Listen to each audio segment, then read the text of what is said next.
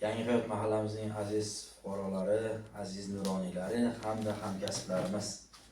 Mana bugun bahor oyining 8-mart bahor kunlarini juda ham bir bayramona kunlarda o'tiribmiz. Mana shu fursatdan foydalanib biz yettiligimiz, nuroniylarimiz, bizni mahallamizda ishlaydigan ayollarimizni bir tabriklab, o'zini arzimas bo'lsa ham sovg'alarni olib kelgan ilohim opalar mana shunday bayramona kayfiyat hech qachon tark etmasin. Bahor kunlaridek ochilib yuringlar. Xonadonlaringizda tinchlik, totuvlik, xursandchilik hamisha tark etmasin. Nima deydi, shu farzandlaringiz baxti kamolini ko'ringlar. Bir nevaralarni buvijoni, bobojoni bo'lib yuringlar. Hamisha birgalikda bir yoqadan bosh chiqarib ishlashlikda hech qachon xalqimizni xizmatda qilishdan hech qachon charchamaylik. Mana sizlarga nuroniylarimiz bosh o'tiraylik, bir narsa qilaylik deyotdir, o'zi oytib kelib qolganligi uchun o'zini arzimas sovg'alarini hissa qo'shib sizlarga sovg'alarni olib keldi. Buni qabul qilib olasizlar, xudo xolasa bundan ham sizlar ulug', bundan ham ko'p narsaga arzisizlar aslida. Mana shu mahallamizning birligi, mahallamizda hamkorligi tufayli yangi sizlar. Shuning uchun Amir tog'a o'zingizni bir boshdan yoshingiz katta dadaxon aka sizlar tabriklab, bir boshdan men sovg'alaringizni bersak. Juda yaxshi. O'zingizni bir tabriklaringizni ayting siz ham. Mana juda ham chiroyli tabrik bo'ldi 8 nuroniylar tomonidan. Oilangizga bosh bo'ling, tanlaringiz sahat bo'lsin. Mana davlatda ish ekan, ishlayapmiz, qo'limizdan kelganicha davlatga yordamimiz tegib turgandir. Bu ishda sizlarga omad yor bo'lsin. Endi mana rais aytmoqchi, arzimagan sovg'amiz bor. Nuroniylar, xoniylar tomonidan qani ustoz o'g'lim Ranaxon Samason rahmat. Bir-birlarini shunaqa qilmoqchi bo'ldilar. Keling, qani bittasi. Buni ham deydi. Bundan ham bashlarga loyiq.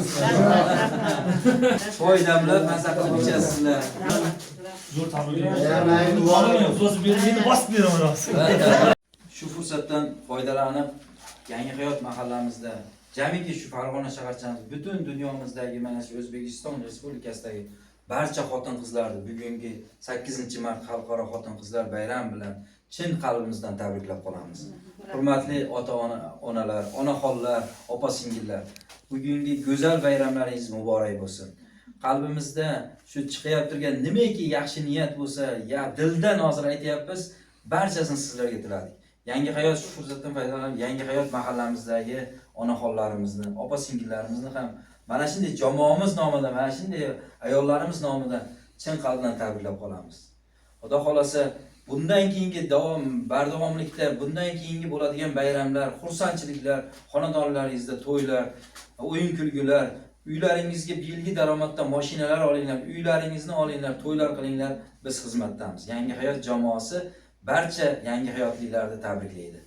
Sog' bo'linglar, salomat bo'linglar.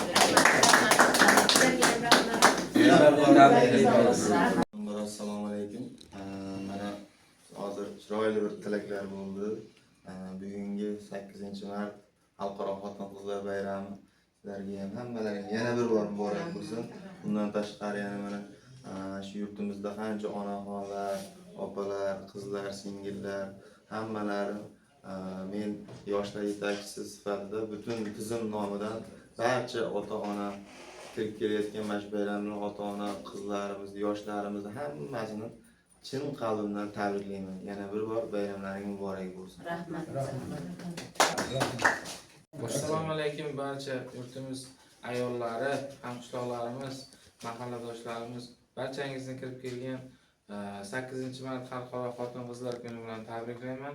Ishlaringizga omad, oilangizda doimo qadrli ayollari bo'lib keling. Yuzlarga kirib, nabiralaringizni rohati, farzandlaringizni rohatini ko'rib yurishingizni tilab qolaman.